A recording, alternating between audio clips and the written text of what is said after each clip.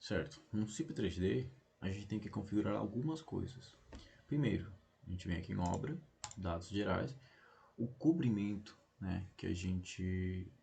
O cobrimento, não, desculpa. A classe de concreto foi de 25 mPa, então a gente configura aqui C25, tá? C25. Próximo, a gente teria aqui hipóteses adicionais, que seria as cargas, né? Então a gente coloca aqui sobrecarga. O que a gente tem? A gente tem a sobrecarga de utilização, foi. A gente tem também o empuxo. Coloca aqui o empuxo d'água. Não tem problema, coloca aqui empuxo d'água. E aqui ele pergunta: essas duas hipóteses combinam? Bom, a gente tem que parar para pensar. Eu vou ter gente andando, pessoas, né, andando ao redor da piscina enquanto a piscina está cheia? Eu vou, então combina. Foi. Empuxo do terreno, coloco aqui, empuxo do solo, não tem problema. Foi, foi e foi. Por enquanto seria só isso, tá? Por quê? Porque a gente não vai fazer um detalhamento, nem um dimensionamento dentro do CIP 3D, até porque o módulo de placas não permite fazer nenhum tipo de dimensionamento ou detalhamento, né, das paredes de concreto. Próximo, a gente vai fazer aqui o lançamento da nossa estrutura. Espessura das placas, 14 centímetros. Material selecionado, C25, concreto. Foi. Perfeito. As medidas. As medidas, eixo a eixo, tá? A gente tem que trabalhar eixo a eixo das placas. Seria isso aqui. Coloca uma cor diferente. Foi. Então a gente teria 7,14 por 5,14. Verifico aqui. Placas, nova. 5,14 por 7,14.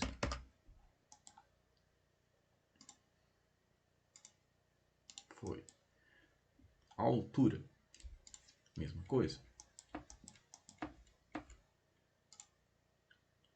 Pega isso aqui. Opa. Pegou aqui.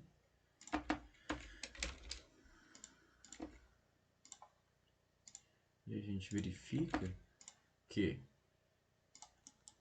eixo a eixo, 177, a gente coloca aqui, 177. 177, a gente faz aqui as 4 paredes, as 4 placas de concreto. Opa!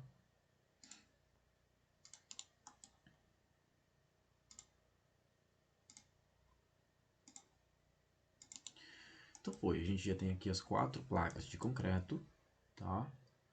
Qual o próximo passo? Bom, eu costumo utilizar, quando eu faço lançamento no CIP 3D, eu costumo configurar os eixos locais dos elementos. Por quê? Porque isso facilita tanto no lançamento das cargas, tá? Quanto na interpretação dos resultados. Então perceba o seguinte, a gente trabalha no CIP 3D, no SAP 2000, a gente trabalha com o eixo global, tá? E o eixo local do elemento. Qual é a diferença, né, entre esses dois eixos? O eixo global seria da estrutura, né? O eixo global, digamos assim, não tem muita dificuldade. E o eixo local seria o eixo de referência do elemento, né, que está sendo considerado. Se for uma viga, se for um pilar, se for uma placa. Então, nesse caso, o que eu faço? Eu quero que o eixo local X, vermelho, ele seja horizontal, tá? E o eixo azul seja vertical. Como que a gente faz isso? Bom, placas, definir a direção do eixo local Z, do eixo local X, desculpa. O vermelho eu quero que seja horizontal e o azul vertical. A gente clica, foi. O X foi, mas o azul ele não foi. Então a gente clica no outro lado, foi. Então a gente teria vermelho e o azul. Perfeito. Próximo. X está ok. O azul está para baixo. Eu quero ele para cima. Foi. Próximo. X horizontal, Y vertical. Foi. Próximo. X horizontal, Y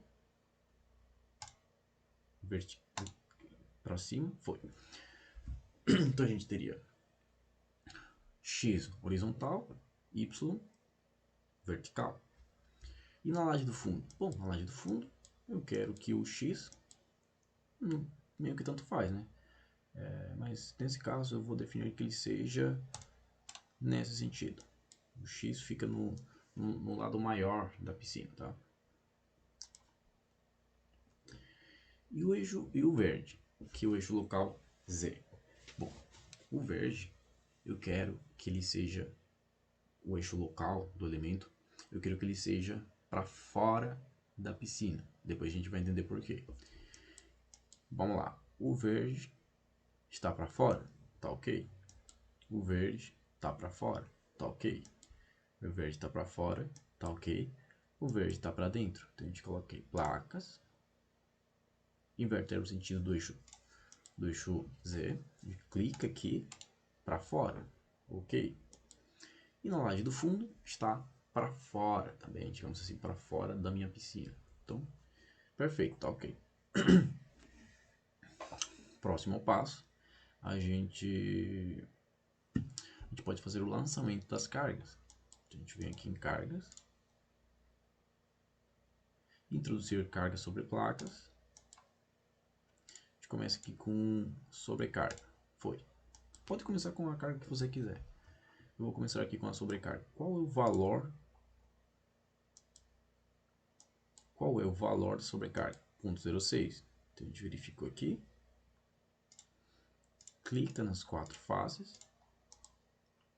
Botão direito. E aqui ele pergunta. É uma carga uniforme, beleza. Qual é o valor? 0,06.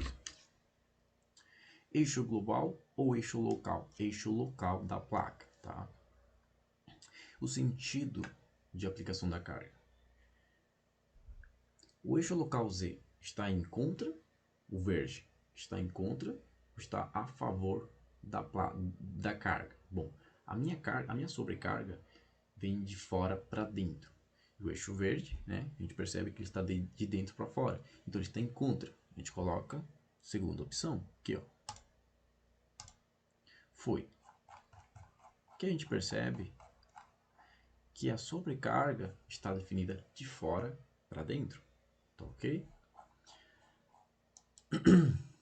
Próximo, a gente teria aqui o empuxo da água.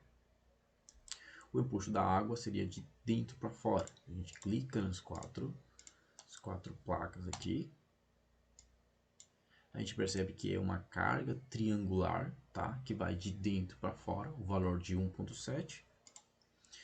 E aqui ele pergunta, é uma carga variável ao longo de qual eixo? Seria uma carga variável ao longo do eixo Y, né? O azul.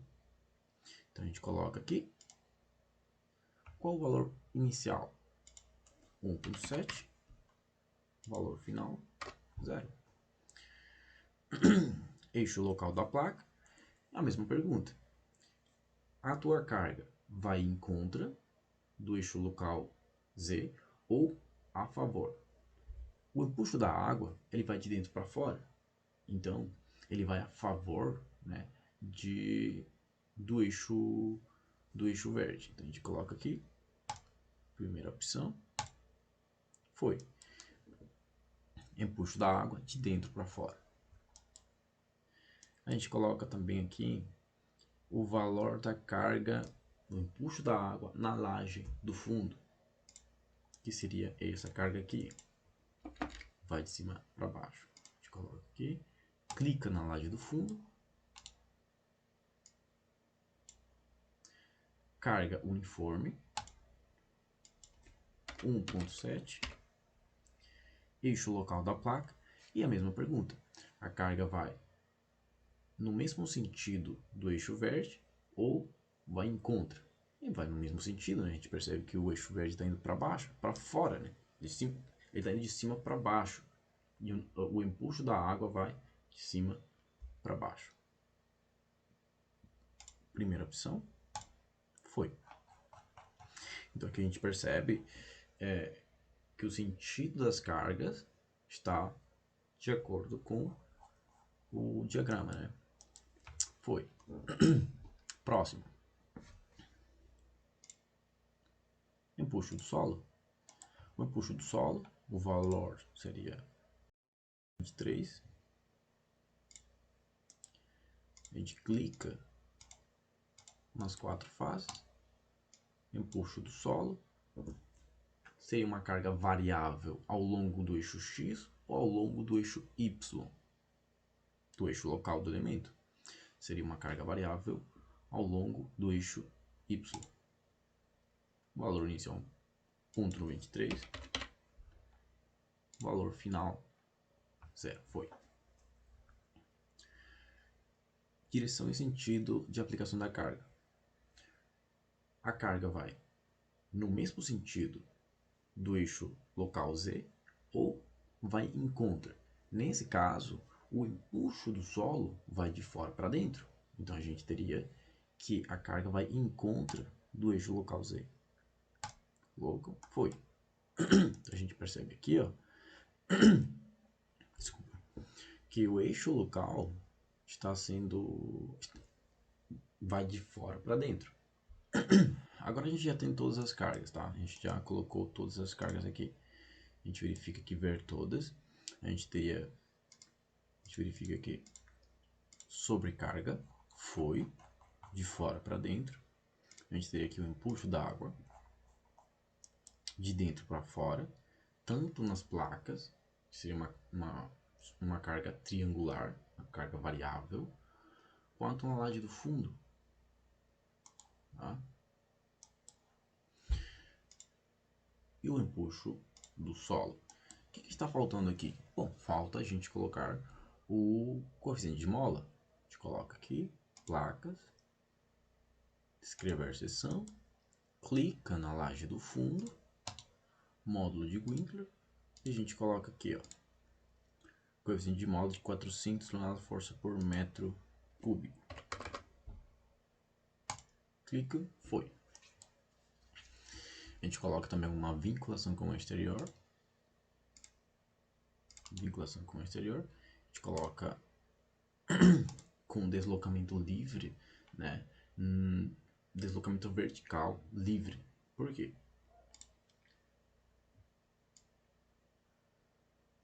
Porque eu quero considerar aqui o coeficiente de mola. Tá?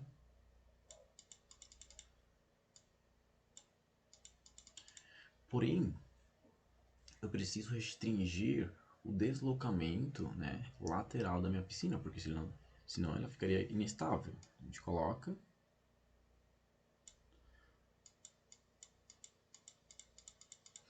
um deslocamento, uma vinculação com o exterior que restringe o deslocamento lateral, porém o vertical fica livre, beleza? Então foi. Agora a gente pode rodar nossa estrutura. Cálculo, calcular.